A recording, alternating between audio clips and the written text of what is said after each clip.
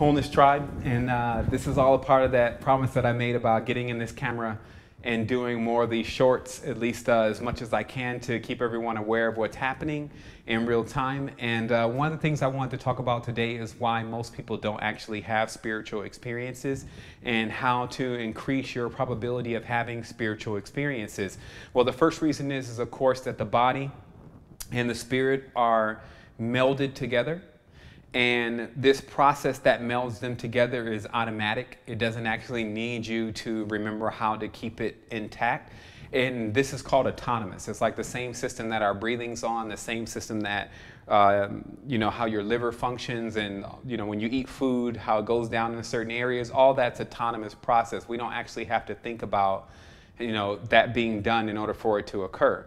So it's the same thing in the reality, the way that the body and the spirit are together. If for some reason you had to remember that they're supposed to be together all the time, let's say for instance you're in the store or you're talking to a friend, all of a sudden you would start coming out of your body and then you would have to remember, oh my goodness, my body and spirit is connected together. But that's all on automatic. It's like the same thing that when a person starts to yawn and then you start to have the yawn, there's this autonomous process that goes on with the body that has specific type of commands. So what happens is that when a person spends so much time in the physical reality, it's that they're kind of hardwired and constantly broadcasting that the physical reality is the only reality. They literally have to begin to tell themselves that, hey, there's a spiritual reality out there and I need to pursue that. So the body starts to get itself prepared for the detachment, right? And so the next thing is that there's something also unique to study within this autonomous process in that whole parody that I gave you about yawning, like you yawn and then someone else's yawns. That means there's this autonomous program that can be activated within each individual. And I feel like personally that's what Kabbalah is. Kabbalah not being the one that everyone sees passed around and belongs to the Illuminati or whatever, but Kabbalah meaning oral resuscitation, meaning it's actually supposed to be communicated to you by something that is already aware of that. It's not written down anywhere. And a big way of thinking about this is that when you do have certain experiences, you may fold your hands in a certain kind of way, or you may just go out with some kind of tone or vibration and you hadn't read that anywhere or learned how to do it from somewhere, you just automatically did it. That's the real Kabbalah, because another state of your higher consciousness is actually instructing you on what to do. So you could imagine then that there's this whole archive of autonomous codes that can be used in order to trigger certain responses from the body, such as the mudras and things like that. One of the main things that I started noticing in my own experiences was when you start to learn how to, let's say, tamper with or hack that process of the body and the mind, or excuse me, the body and the spirit being fused together, then you can start to basically detach from the body. And during that process, you actually witness everything in the reality beginning to particleize or actually disappear. And the reason why that occurs is because everything is here now as sound. So we're perceiving all the sounds and the waves of everything that's around us automatically. And this makes us aware of this reality. It puts us here. And again, we do that automatically. So anytime we start tampering with that automatic process, then all of a sudden things start disappearing, and then we find ourselves into a different space. And when we tap back into this reality, some people call that grounding, then everything else appears again. So what this actually tells us is it tells us that the dimension and the reality that we're living in is still based on what we believe and what we want to have go on around us. And when we start making it priority to change that, then we start to mess with the mechanics that actually keep that there. So with that being said, I also wanted to send a quick message out to the Flat Earth Mafia. And I call it that because whether I say something right about the Flat Earth or I say something wrong about the Flat Earth, I tend to get all these people that hit me up after that seem to be, personally, a lot of them not even really tapped into spirituality, but just more of wanting to argue about the flat earth situation. So here's a way to prove it once and for all of what kind of planetary system that we live on, and it is according to how you believe. So for me, the flat earther is actually here.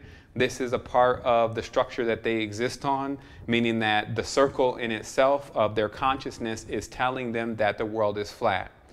Now, because everything is energy and everything's an energy field, this is actually geometry that just helps us explain what's organic and how organic things are constructed, which is based on spheres and which is based on spirals. That's called pi.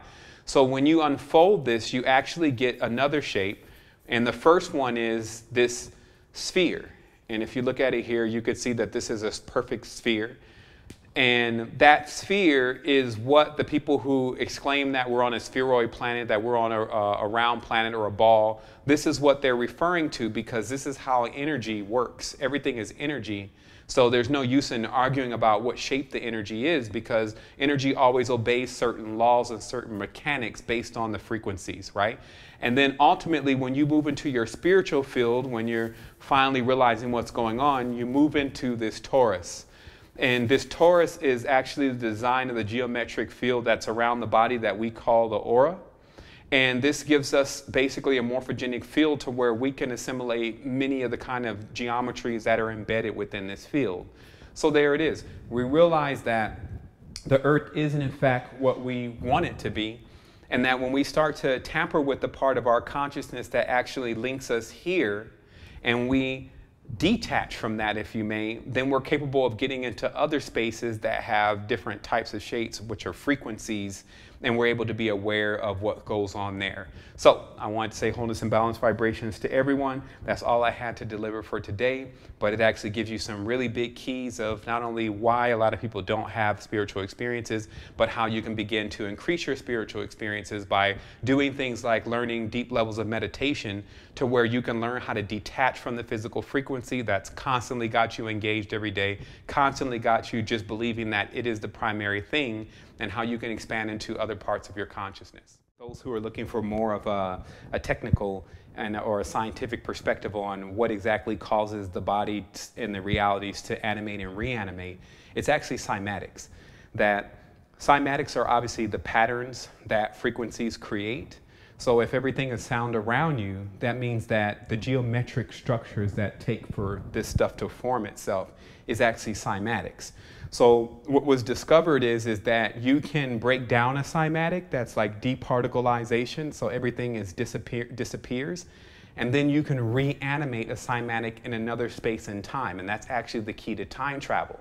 So what we find is that the truth is that we have these faculties inside of our own consciousness that are very cone-like. They show the entry and the exit points of the chakras. They show certain languages. They show sound waves that all of them seem to pinch off into something that's very similar to a cone. So what happens in reality is actually you're squeezing this small perception of the reality that you're having right now into this tube or into this cone, and this is what's coming out that's solid around you. So when you begin to play with that, it actually begins, meaning you begin to play with that cone of what you're perceiving in your reality, then you can start being aware of actually other things that are in the reality, and you can also begin to shift yourself through realities. And the easiest way to explain this is actually what you see in the movie Dune, with them talking about that the spice is actually an element that allows a person to fold space and time without moving anywhere.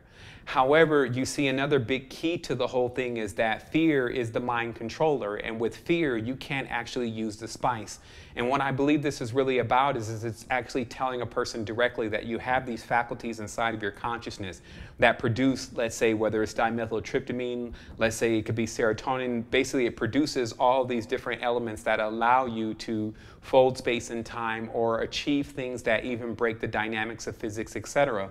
However, to do that, you have to remove your fears, because let's say in the event that the reality starts departicleizing around you, how are you going to feel? Are you going to feel like, you know, you've done something wrong, or you've gone crazy, or maybe you're about to die? There's going to be all these reactions, and the interesting part is those reactions inside of our body start immediately releasing another element that actually brings us more into this reality and makes us more present. It's kind of like the smelling salts that you would see a boxer that's been given when he's been knocked out.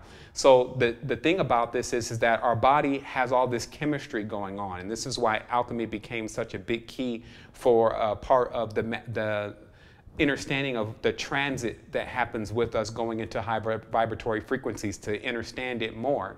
And it's primarily because that when you learn how to regulate the chemicals that are in your body, the process of those chemicals, and the process of how they go into your consciousness and how you perceive them, then you put yourself into this vehicle as an actual operator of the vehicle, what we call an uploader rather than a downloader, one who's just perceiving things and reacting off of what they perceive rather than beginning to manipulate the field and start to manifest the things that they want to manifest in this reality.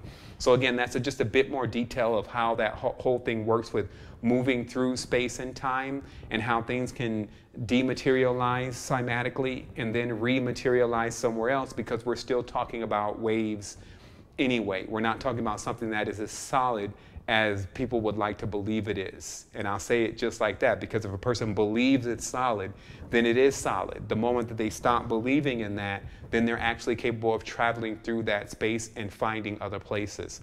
There it is.